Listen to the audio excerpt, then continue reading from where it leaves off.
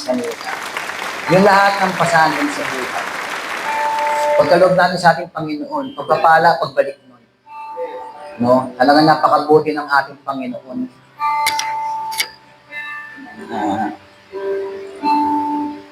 May bibigay lang po akong verse sa inyo sa 1 Corinto chapter 5, ay verse 5. Sabi niya rito, dahil sa inyong pakikipag-isa kay Kristo, kayo ay naging masagana sa lahat ng bagay. Maging sa pananalita at sa kaalaman. Ang katotohanan tungkol kay Kristo ay pinagtibay sa inyo. Kaya't hindi kayo nagkukulang sa anumang pagpapala habang hinihintay ninyo ang pagbabalik ng ating Panginoong Jesus. Wala pa ang ating Panginoon, pagpapala hindi na ito. Sabi niya sa sa 2 Corinto chapter 9 verse 6 hanggang verse 8 po. Verse 8 po yan. Ito ang ibig kong sabihin. Ang nagtatanim ng papaunti ay aani ng kaunti. At ang nagtatanim ng marami ay aani ng marami. Ang bawat isa'y dapat magbigay ayon sa kanyang pasya. Maluwag sa loob at hindi napipilitan lamang sapagkat iniibig ng Diyos ang nagbibigay ng may kagalakan. Magagawa ng Diyos na pasaganahin kayo sa lahat ng bagay at higit pa sa inyong pangangailangan upang sumagana kayo sa mabubuting gawa. Napakasarap pakinggan. Kanina kasi walang nagbigay ng testimony, no? Magpapatotoo lang din po ako. Nakapunta sa amin dati sila Brother Tino sa Muntinlupa.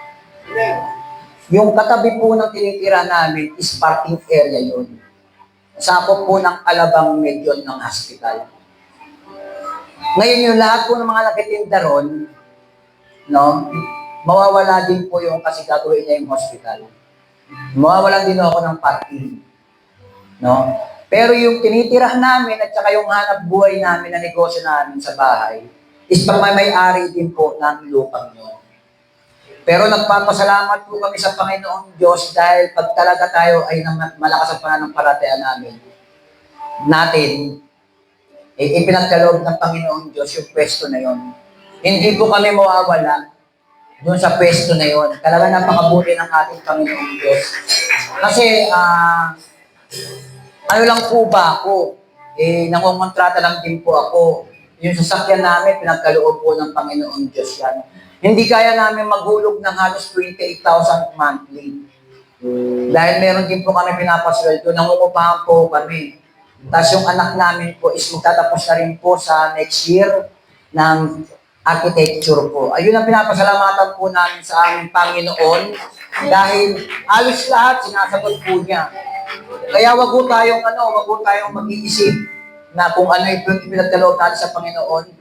Hindi lang po 10 times, 10 beses pagkakaloob. Kung nagbigay tayo ng 1,000, doble ho ang makakita. Hindi lang mo doble ito ang ibibigay sa atin. Kasi alam natin ay Diyos talagang nagbibigay ng pagpapala sa bawat isa sa atin, no? Kaya, yung hanap buhay namin, minsan kahit matumal sa umaga, pero pagdating ang tanghali, nauubos po. Minsan matumal sa umaga, para dating ang tanghali, wala na akong tinda. Talagang napakabuti talaga. Nagpapasalamat ako sa Panginoon dahil halos lahat talaga ng aming prayer, talaga ng prayers talaga namin ng mag-asawa, saka ng anak ko, is sinasagot po niya. Ano man po yung mga gastos ko galing Muntinlupa, tollgate, skyway, o diesel, wala po yun. Dahil alam po, ibabalik ng Panginoon.